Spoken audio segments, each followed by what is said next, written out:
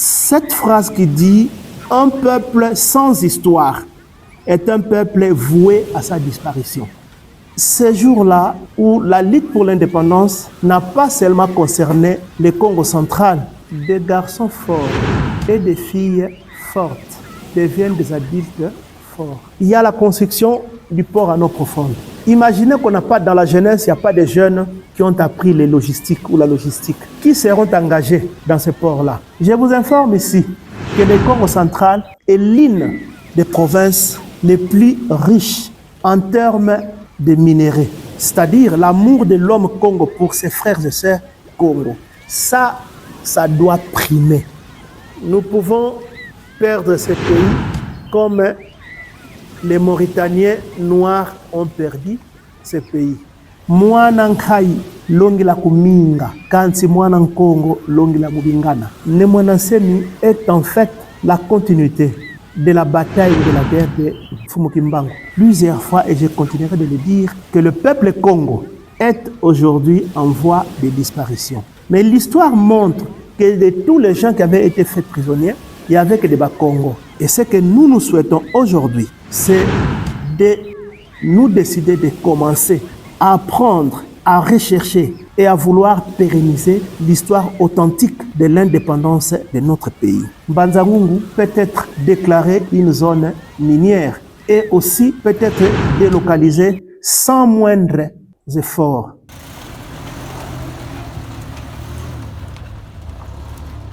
En ce jour mémorable, les étudiants de l'Université Congo se sont réunis dans la salle Sacré-Cœur le vendredi 19 juin 2026 pour anticiper la célébration de la 66e édition de l'indépendance de la République démocratique du Congo, prévue le 30 juin 2026. Cette rencontre a été marquée par la présence du conférencier Constant Manvidila, ministre provincial de l'Intérieur honoraire du Congo central, qui a salué la mémoire de tous ceux qui ont marqué l'histoire depuis l'époque du Royaume Congo jusqu'à ce jour. L'objectif principal est de mobiliser la communauté universitaire et la société civile autour d'un débat constructif et engagé. Avant que je n'aborde ce sujet, je sollicite votre amabilité pour que nous puissions garder, nous mettre debout tous ensemble et garder une minute de silence en mémoire de tous nos aïeux,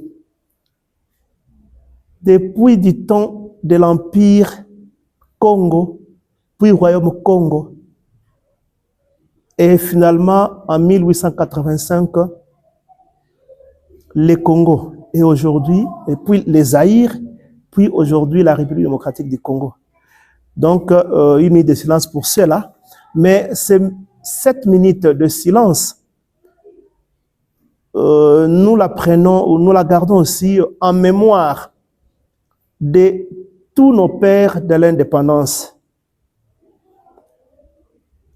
En commençant par Ndona Vita Kimpa, Simon Kimbangu, nous prenons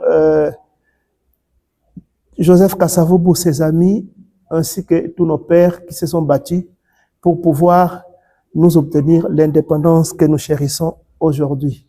Mais également, elle prend aussi en compte ou en mémoire toutes les Congolaises et Congolais, jeunes et vieux, enfants, sinon aussi nourrissons, qui, depuis plus de 33 ans, meurent à l'est de notre pays à cause des terres qui nous ont été léguées par nos grands-parents et nos parents. Si on peut se mettre debout pour une minute.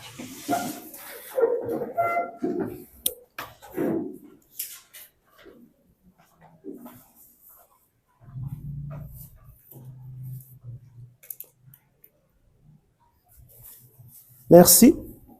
On peut s'asseoir. Le thème de la rencontre, apport du peuple Congo dans la conquête de l'indépendance de la RDC, a suscité des réflexions profondes et des échanges enrichissants parmi les étudiants. Nous le savons qu'en chérissant, qu'en parlant de la date du 30 juin, qui est la date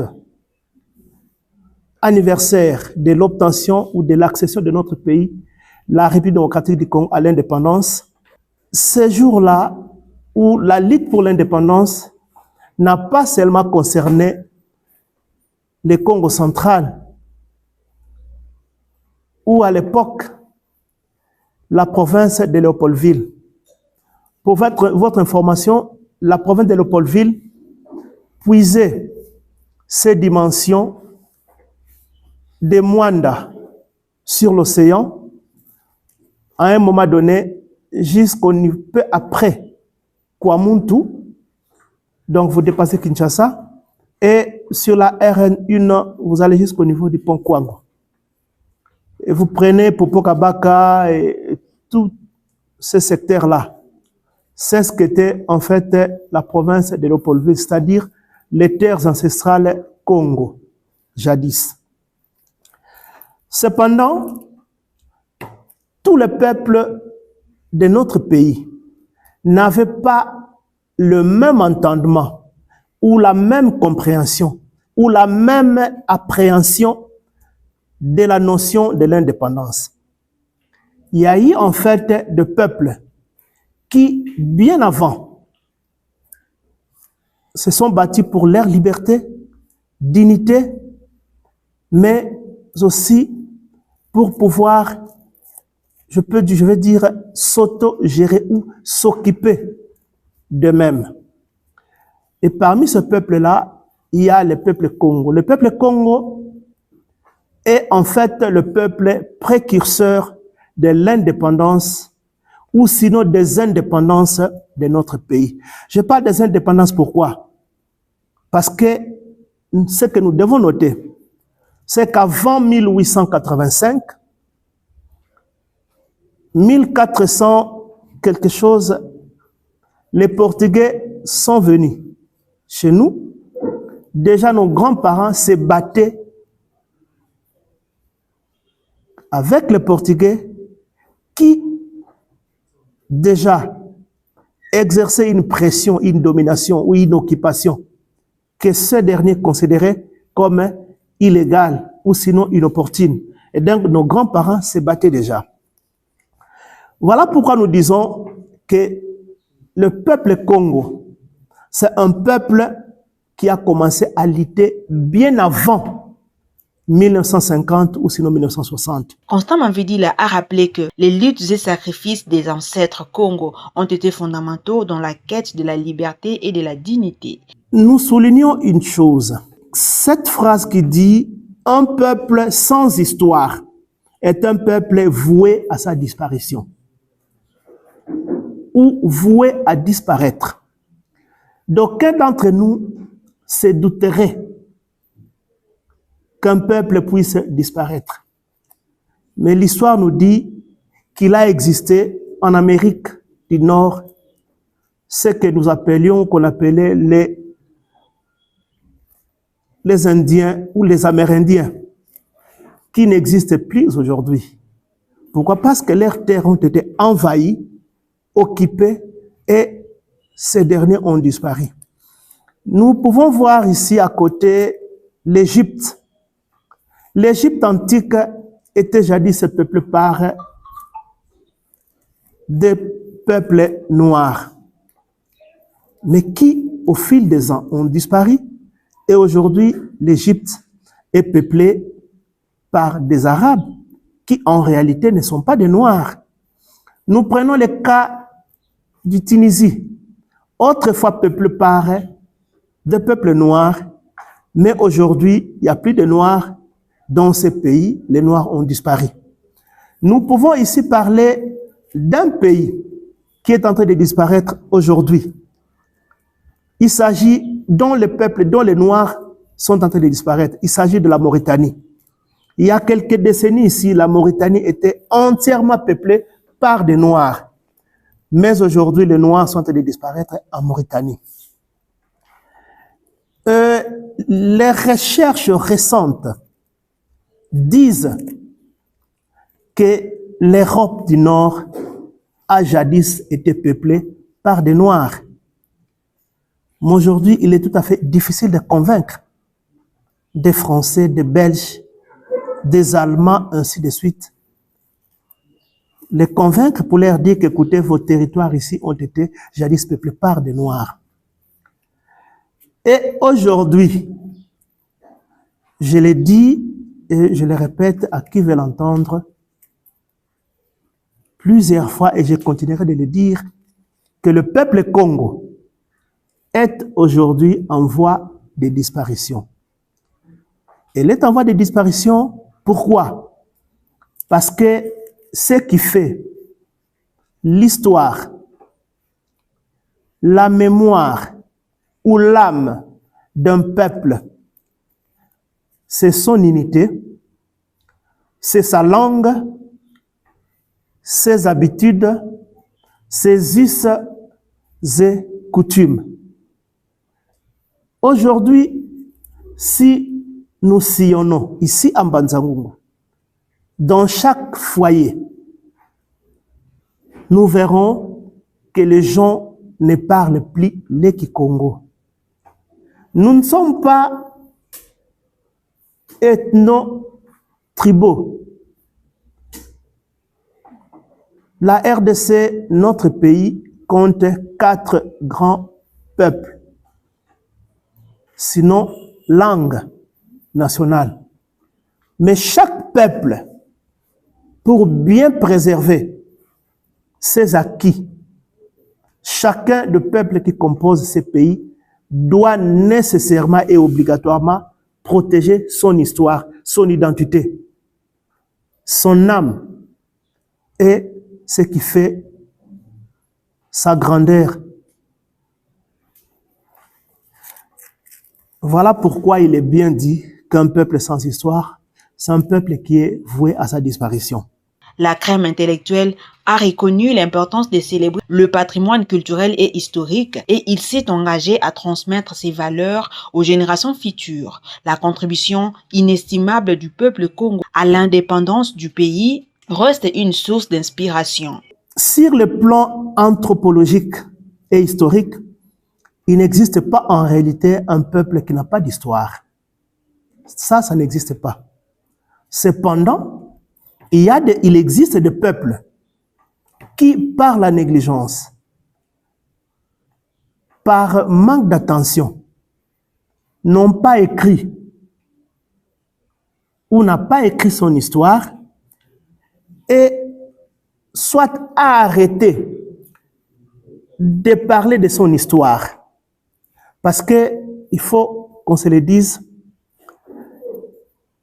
quelqu'un, un humain, peut oublier la matière qu'il a apprise à l'école, à l'université, mais il est tout à fait difficile pour un humain d'oublier ou de perdre de vue un conseil qu'il a reçu de sa grand-mère ou de son grand-père. Et d'ailleurs, nombreux parmi vous, la jeunesse aujourd'hui, peuvent encore entendre du fond de lui cette fine voix-là de sa grand-mère, même disparue à 20 ans passés. Quand on pense à sa grand-mère, on sait encore entendre cette voix-là. C'est ça la force, c'est ça la puissance de la tradition orale. Mais hélas, la jeunesse d'aujourd'hui a perdu culture de pérenniser la tradition orale. Pourquoi? Parce que par moment, on a l'habitude de penser que nos grands-parents, par moment même nos pères, c'est du vieux jeu. Ce que les gens appellent couramment aujourd'hui kilelo.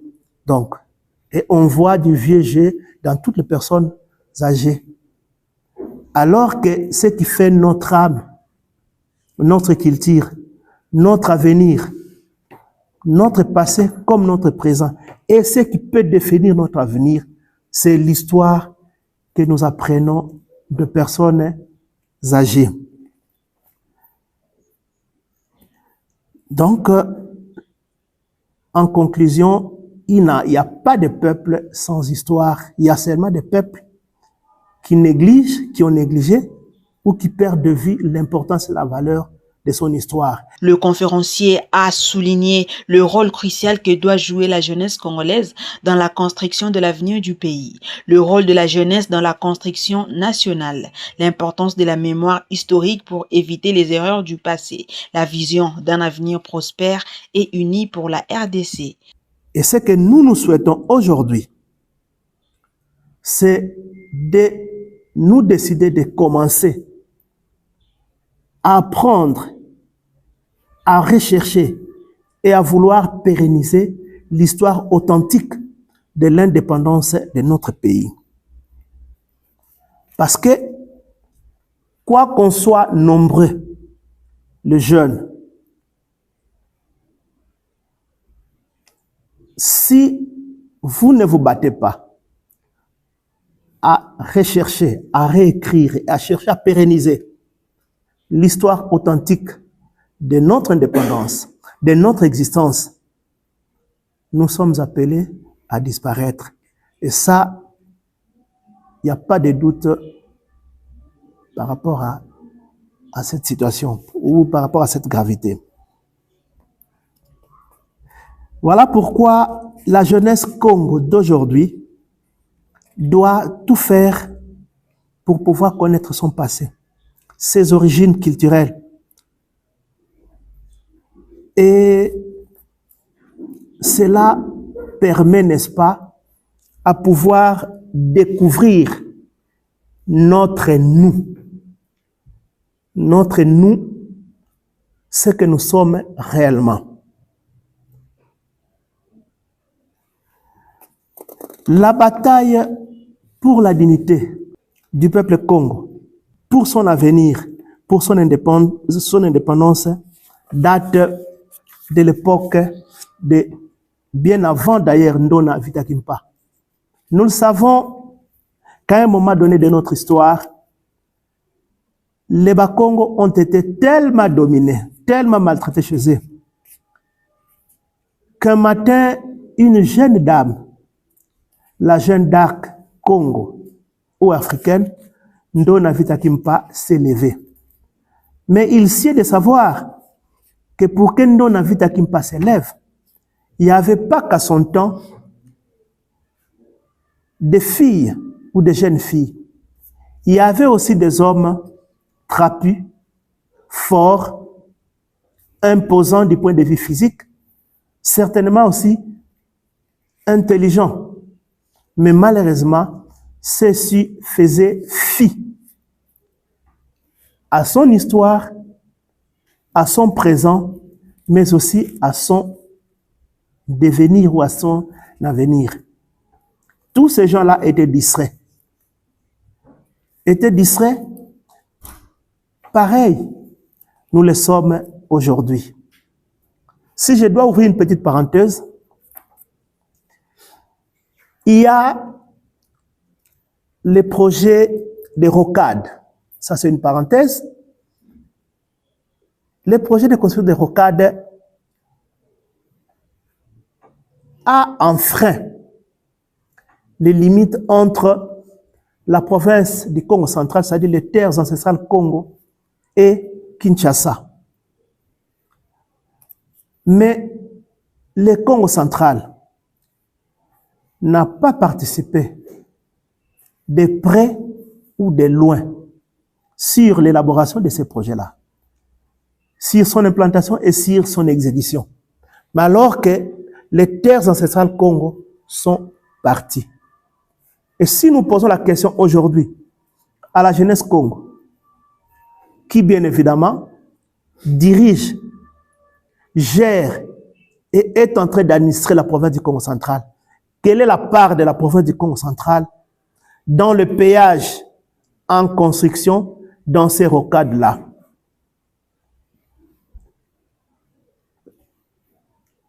Donc, la province du Congo central n'a rien et n'aura rien à bénéficier. Il y a un projet de la construction du port à eau profonde à Mwanda, Banana. Est-ce la province du Congo central, en dehors de regarder les projets,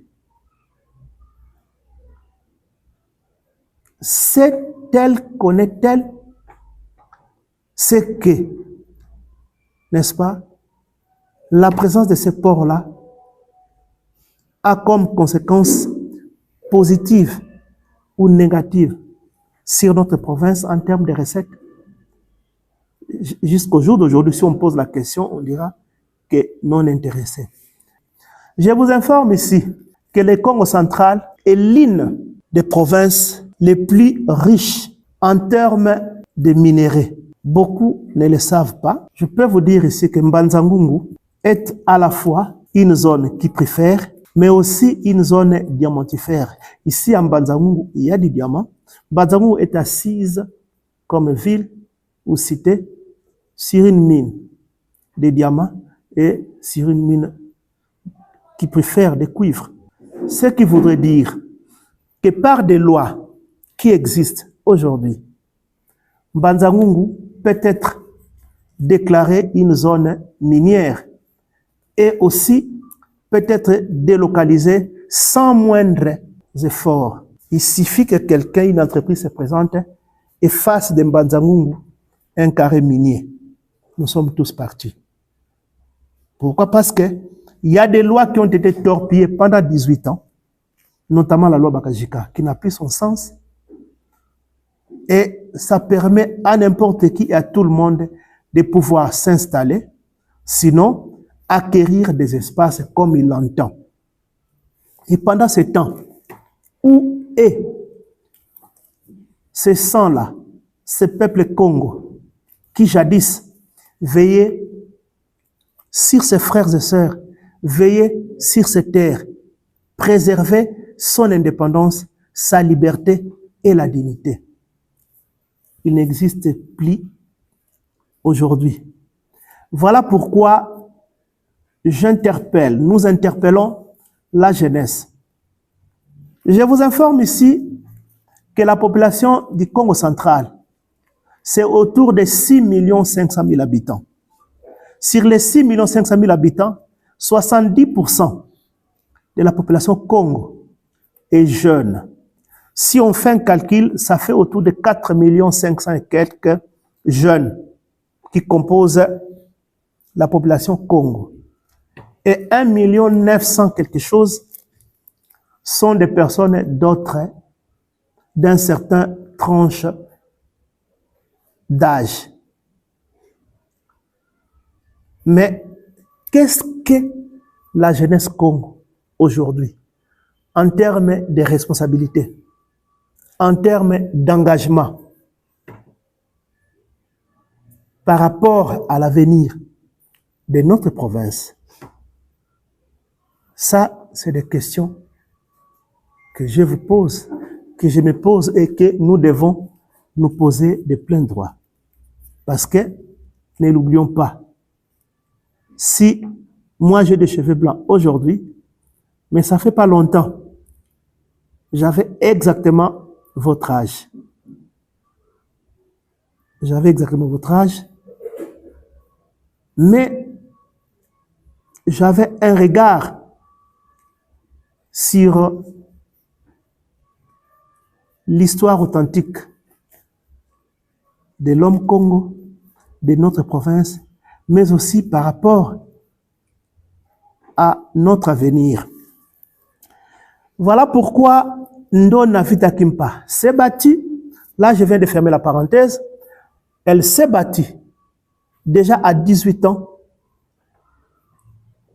Elle a annoncé un message à la fois politique, mais également spirituel, demandant aux Portugais, à l'homme blanc, de pouvoir partir et de laisser ces terres.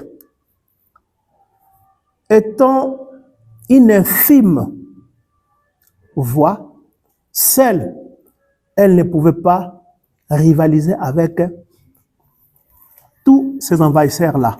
La conséquence, cette dernière a été brûlée vive sur un bûcher avec son bébé. Mais c'était pas fini. Après Ndona Vita Kimpa, il a fallu que d'autres personnes s'élèvent. Mais avant qu'on continue, il y a quelques sagesses millénaires que je voudrais ici vous citer. Je cite ces sagesses, quelques sagesses que j'ai choisies parmi tant d'autres pour pouvoir éveiller notre attention. Notre conférence n'a pas pour but de faire une différence ou une séparation entre le peuple du Congo. Non. Mais c'est pour faire entendre, faire comprendre à la jeunesse Congo que vous êtes, que personne Congolais soit-il d'une autre province, fille ou garçon, ne devrait, ou sinon ne peut ou ne doit se prévaloir d'aimer ou de pouvoir faire mieux pour le Congo central que vous, la jeunesse Congo. Ça veut dire quoi? Ça veut dire que votre voisin d'en face ne peut pas quitter chez lui et venir balayer votre cour, balayer votre maison, votre chambre, ou torchonner votre maison. C'est impossible. C'est ce que nous devons savoir et que nous devons nous dire. Voilà, j'ai choisi 4 sagesses millénaires qui disent ceci.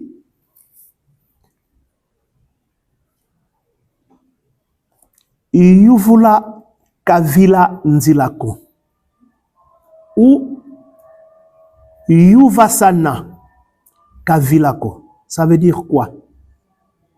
Et pour mettre de l'accent sur cette sagesse, nos bambouta disent que vuidi noa ni kamputuko. C'est-à-dire quoi?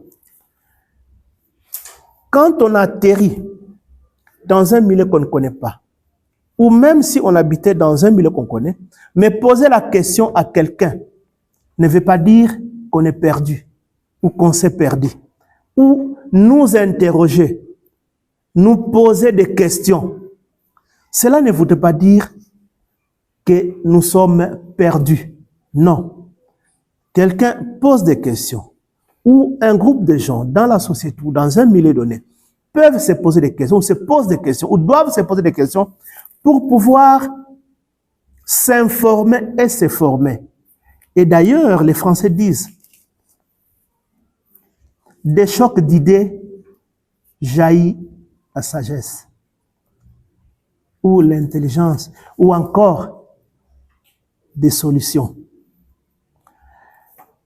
La deuxième sagesse dit ceci, Mwanankai longi la kuminga, kansi mwanan Congo longi la mubingana. Ça veut dire quoi? Une mère antilope ne viendra pas en pleine cité de Mbanzangungu apprendre au bébé antilope comment s'abriter, comment se cacher, comment courir en brousse. Quand tu vois un chasseur avec une arme ou un fusil. Non. La mère antilope ne peut apprendre qu'au bébé antilope à se sauver, à savoir courir, à s'abriter de dangers qu'en brousse. Ça signifie quoi aussi? Nous ne pouvons pas, nous la jeunesse Congo, connaître, découvrir ou pérenniser notre histoire authentique, notre identité, nos mœurs et notre culture en étant distants de nos aînés, en restant ou en regardant les aînés comme si c'était nos ennemis. Pour que nous puissions apprendre de l'histoire authentique, de notre histoire authentique, nous devons aller vers nos aînés, nous informer nous formaient. Une parenthèse, il existe aujourd'hui des fossés graves entre différentes générations Congo. Il y a des fossés. Des fossés sur le plan d'affaires, des fossés sur le plan de gestion administrative, des fossés sur le plan de sécurité, et j'en passe. Je l'ai dit pourquoi. Moi, je suis né ici en Banzamungu. J'ai grandi ici en Banzamungu. Nous avions ici en Banzamungu des commerçants. Je cite le cas de Papa Mfinda Léon, qui avait une grande alimentation ici, et qui un matin s'est levé, faisait appel au général Somao, même du temps du colonel Yon Samalas, qui faisait appel aux responsables militaires et il leur disait Zaïsayani Mbazi Masoda Ifuta. Dites au général que je veux payer les militaires demain. Combien devrait-il avoir pour qu'ils puissent payer des militaires de Kantonankoum? Il faut qu'on se demande combien il y en avait. Parce qu'à un moment donné en Banzamungu, on avait, quand les militaires sortaient, on avait l'impression qu'il y avait beaucoup plus de militaires que la population civile. Mais ce papa-là, à un moment donné, je ne sais pas si vous l'avez déjà appris,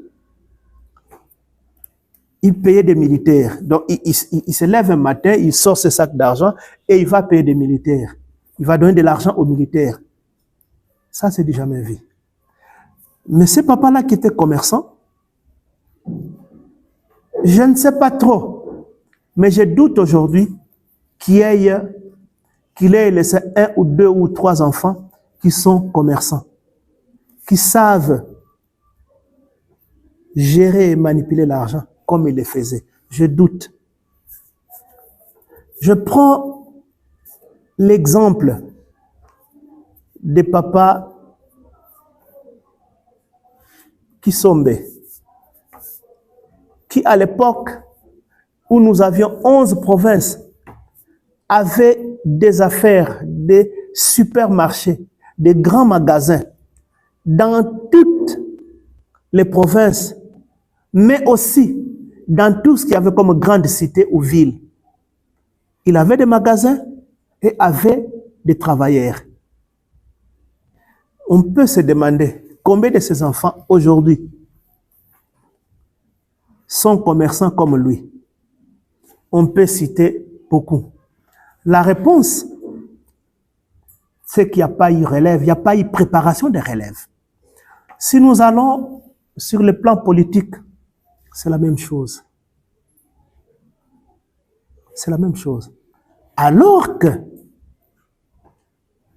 tout papa, un bon père, bon mécanicien, un bon père, bon menuisier, un bon père, bon cultivateur, lorsqu'il s'assoit chez lui à la maison le soir,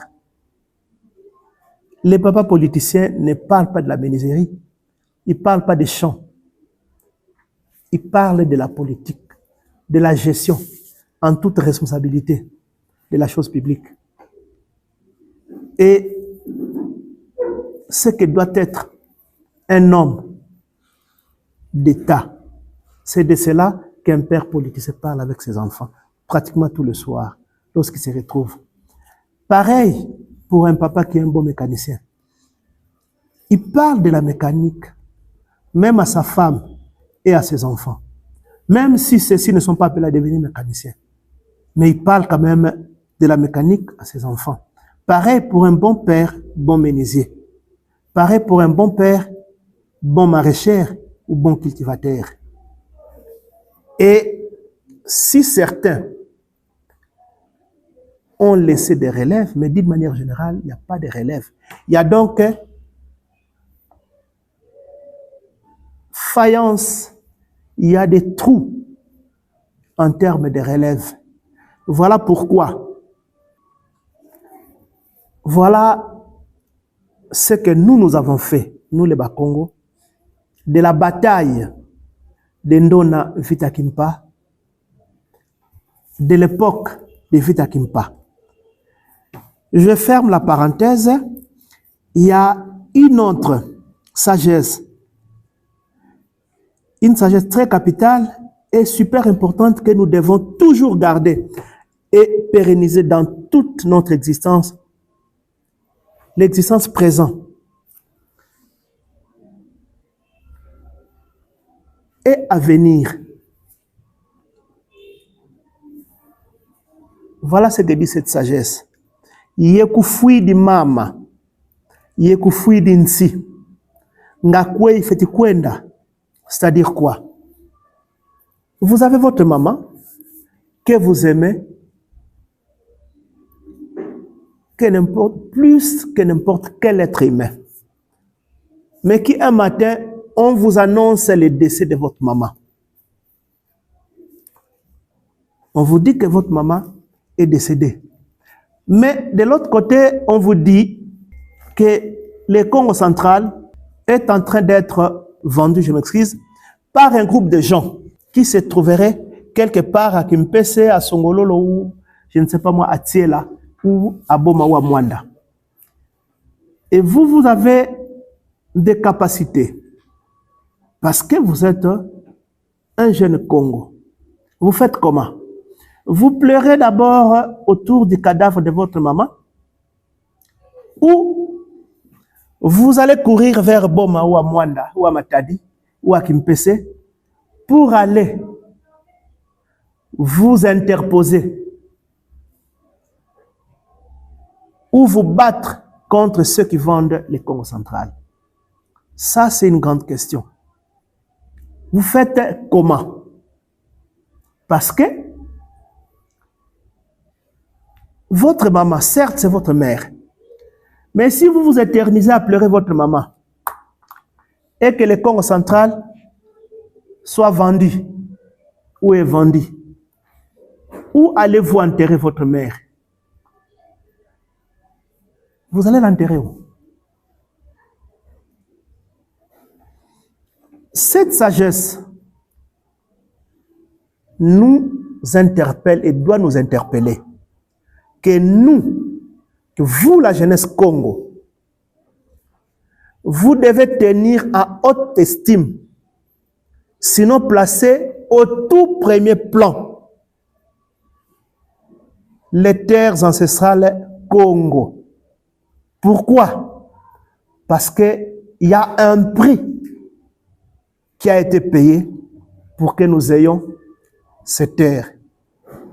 Un prix fort qui a été payé pour que nous ayons ces terres. Et quand vous êtes en conflit, voilà ce que je veux dire.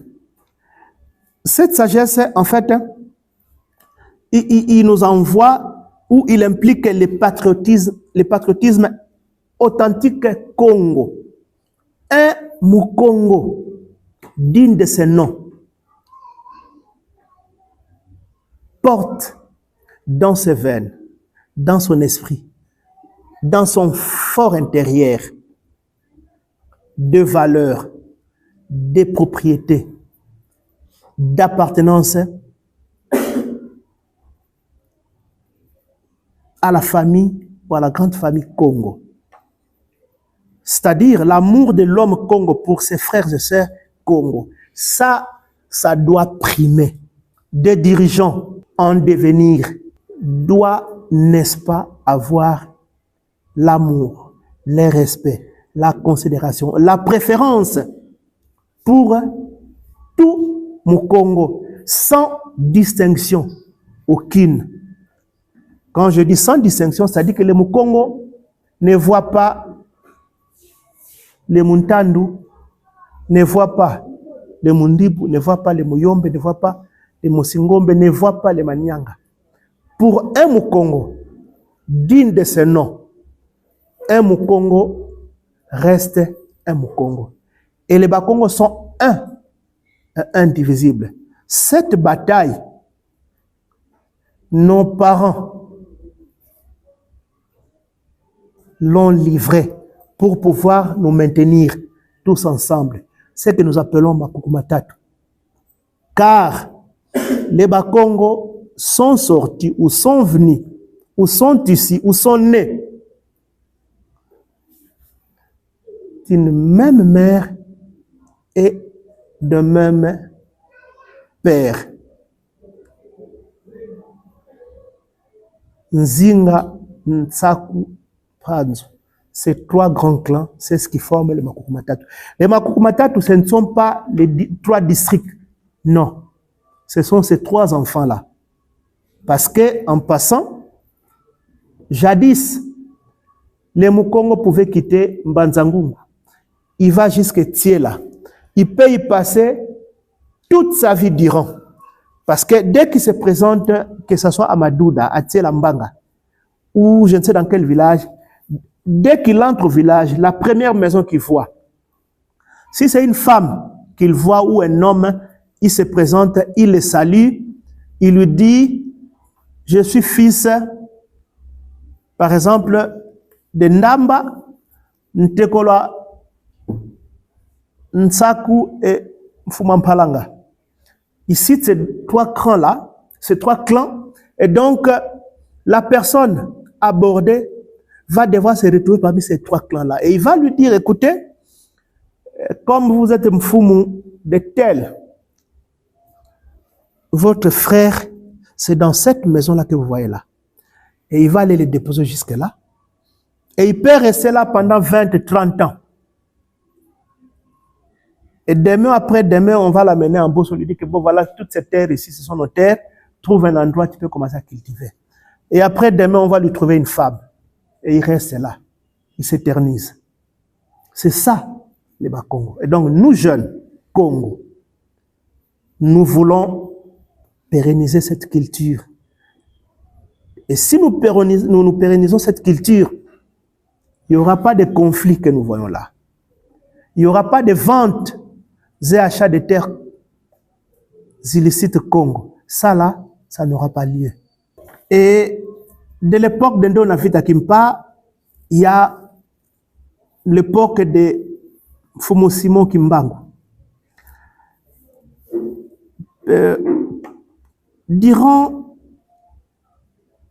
Pendant sa période, son époque, Fumu Simon Kimbangu avait deux messages. Il avait un message religieux et un message politique. Et donc, il s'est battu pour la liberté, la dignité et l'indépendance de l'homme noir. Au-delà de l'indépendance physique, il a aussi livré une bataille spirituelle pour, n'est-ce pas, la libération ou la liberté ou la considération de la spiritualité Congo. Celui-ci s'est battu sans armes à feu, sans armes blanches, sans quoi que ce soit. Jusqu'à ce qu'il soit arrêté et mis en prison. Mais il s'est de souligner ici que à chaque fois